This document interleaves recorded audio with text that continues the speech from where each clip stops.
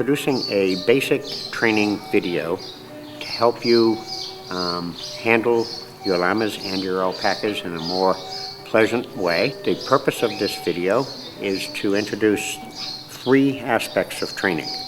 We're going to do round pen training, talking about reducing the flight zone and approaching the llama. We're going to do basic haltering as well as some corrective haltering, and we're going to do leading. We're going to show you how to lead your llama or alpaca with cooperation from the animal. Now, the reason we do this in a round pen is we have a controlled environment. On your farm, you should have a series of paddocks attached to the barn away from the big field where you can invite your llamas and alpacas in, and you can close a gate and they're in a smaller contained area. And then you can bring them into a round pen to do your actual training. The reason it's round is if we were to use 4 of these panels, we would have corners and we would spend a lot of time trying to get the animal out of the corners. Here we have a natural flow. We have enough distance that we can put pressure on the animal and then take the pressure off by stepping back.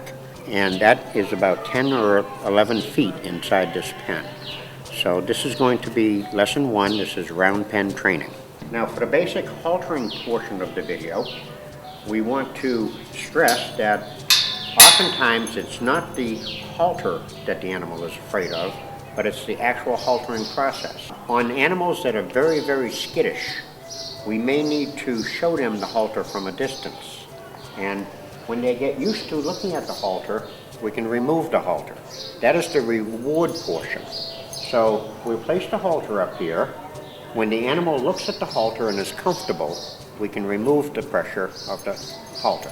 In order to reduce the flight zone so that we can get close enough to haltering, we need to see how comfortable the animal is with our approach. When we walk up close to the animal, and we can do this, we're probably at the point where we should be haltering. If the animal moves away from us while we approach them, you need to keep that amount of pressure on until the animal stops moving, reward it by taking a step away, and only when the animal stands still and allows us to handle it will it be ready for haltering.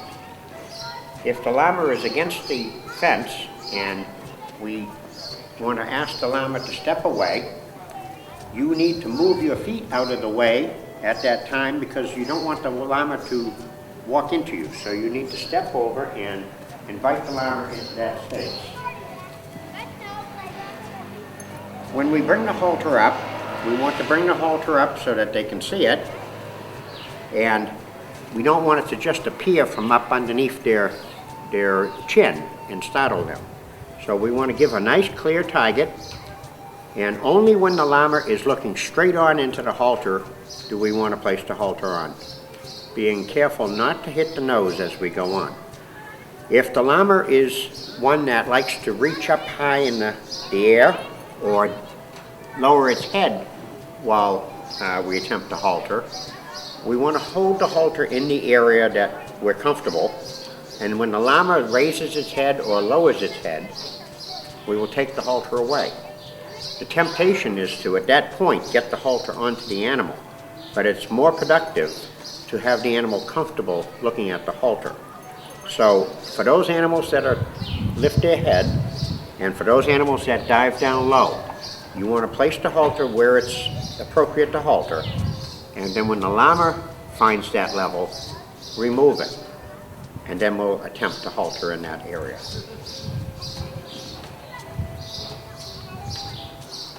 We don't really want to restrain the llama. We don't want to grab the llama. We are creating a space within our arms. Oftentimes, your thumb can go along the jawline and control the head from too much movement.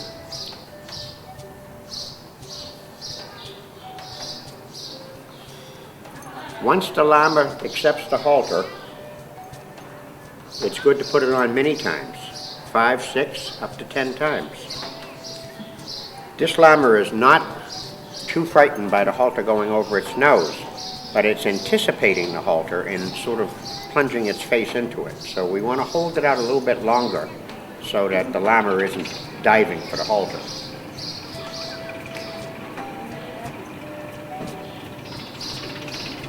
It's best to halter the llama in the middle of the training pen, not out over the sides, because oftentimes the llama will be wanting you to halter out here. It's actually trying to avoid the lesson. If we can keep the llama centered in the round pen, present the halter from out front. Now, if you make a mistake, it's easy to start over again.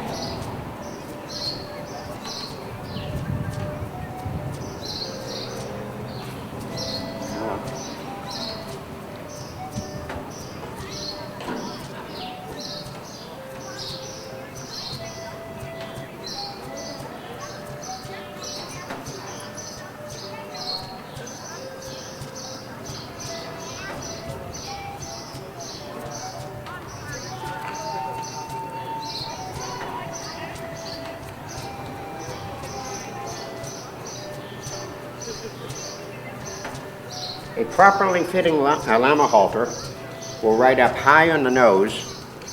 There's a lot of cartilage and sinus down lower. We want that to ride up high on the bone. If it's properly fitted, it will ride high on the back of the neck. Before we put this halter on, we need to make sure it's the right size for this llama. This is a fixed ring halter, so that the ring will not travel along to the side, so you have a lot of control with a halter like this. It doesn't have any adjustments on the nose band, so you need to make sure that it fits the nose just right. You want to make sure before you put it on that you have enough holes to go around the back neck of the llama. Because once you've got it on, then you're going to have to change halters in mid-llama. So we are going to try to put this llama in this halter and see what the fit is. And then we'll assess the fit once we have the llama here. Now, it rides up nice and high on the nose where we want it.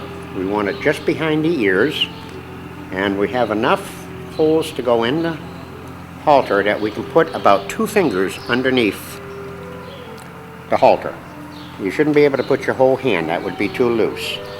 We have an extra flap of halter here, which can be tucked in to this ring, and the purpose of that is it doesn't flop around in its eye and create a visual that can distract the llama.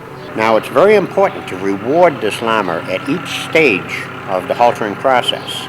If the llama is uncomfortable seeing a halter, we want to show it to him and then remove it when it's calm.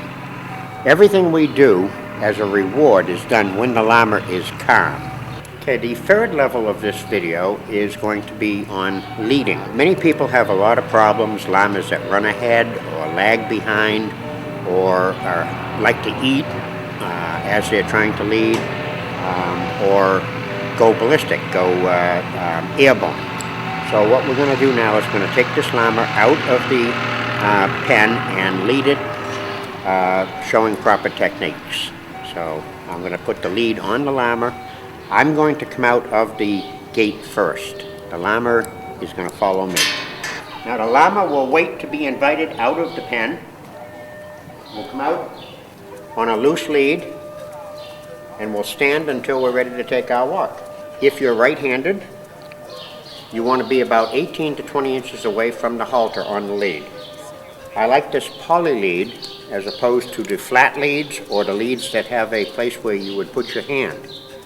Those could be rather dangerous, and the flat leads can lead to a rope burn. A lead like this also is the communication between the handler and the llama.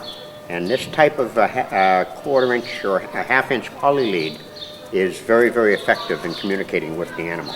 When you're walking a llama and you're making a turn, you want to walk into the llama to make the turn, so you control the arc. If you let the llama walk on the outside and they're at all shy or skittish, they will control that lead.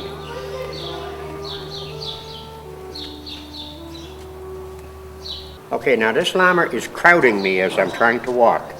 I need a little bit more distance between myself and the llama, but I also want to have a nice loose lead while we walk. So I'm going to walk a little longer distance, and when I turn, I I'm going to do some corrective action on the llama crowding me.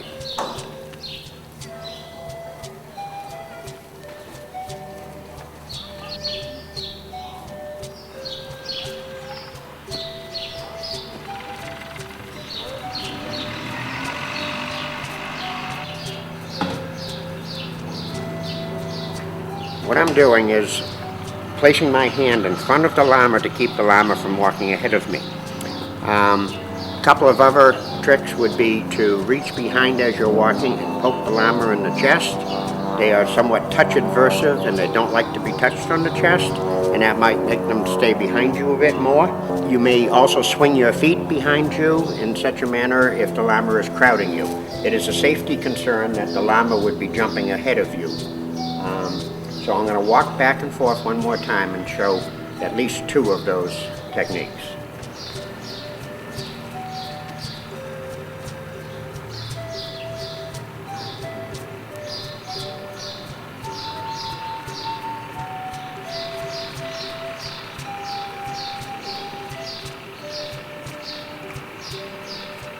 Okay, when the llama plants himself and doesn't want to walk, we're going to ask for a step, and when we get the step, we're going to go immediately to slack. Sometimes the llamas will zone out, stretch out their necks, and plant their feet. It's important to be consistent. When you want the llama to step forward, you ask for a step, and you reward that step immediately.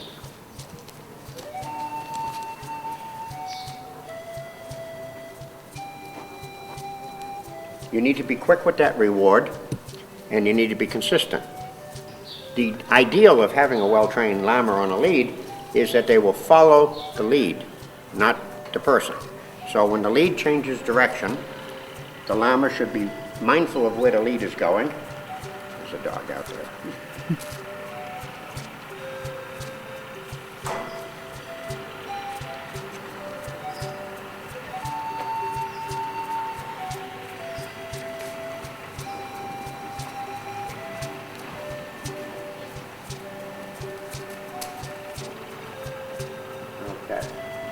Now this is a llama that has a little bit of skittishness to it and would benefit from a lot of walks.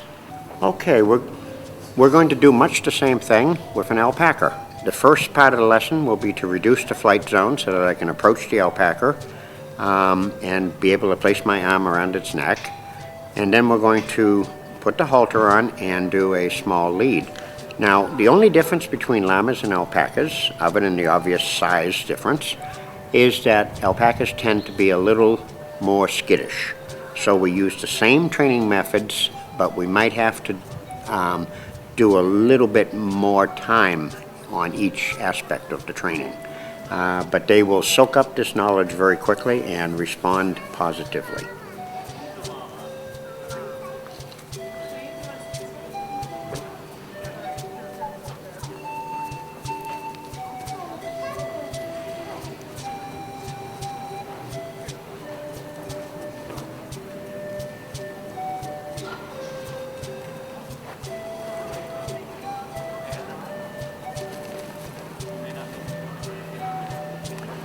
At each step, we're hoping that the alpaca will stop with the pressure that I'm putting on it, and then we can reward it by simply turning it away and taking the pressure off.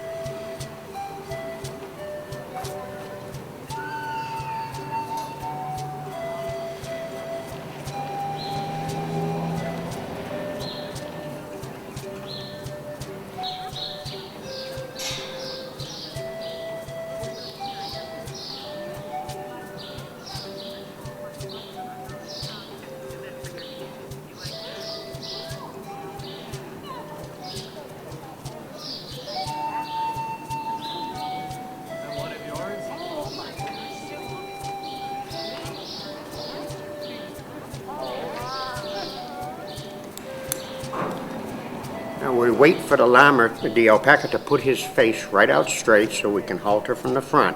We don't want to halter to the side or down or up. So when the llama is in the proper position for haltering, and sometimes to assist in that, we can use our thumb and the jawline, and it will help position the head, which would be right here. And that will oftentimes hold the head steady for haltering.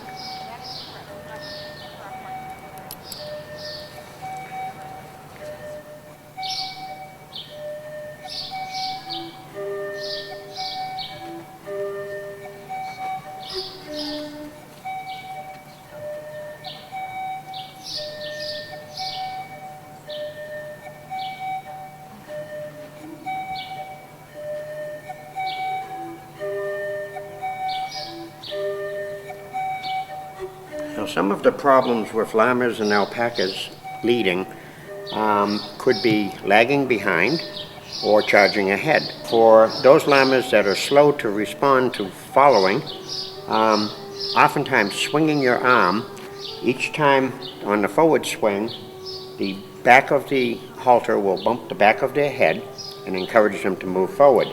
They will close up that distance looking for the comfort of the slack lead. We don't want to do that with this little guy because he's following quite well, but those llamas that charge ahead, oftentimes, as you saw, I was just placing the lead rope in my right hand and putting it in front of their face. You can also reach back and poke them in the chest to keep them from following, or use your feet.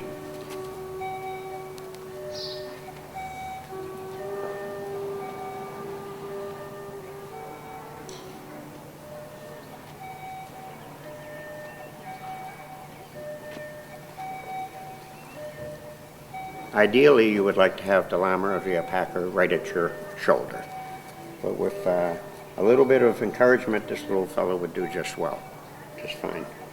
In conclusion, the three aspects of basic training that we've covered here today are round pen training, reducing the flight zone so that we can approach the animal, proper halter fit and haltering of difficult to halter llamas, llamas that lift their head, llamas that lower their head when you're trying to halter. The fact that llamas and alpacas are very, very similar, and the methods we use to train them are very much alike. This is only touching on the basic aspects of training. Every time you take your llama or alpaca out for a walk, it is a training session, so that you would build upon all of these little steps.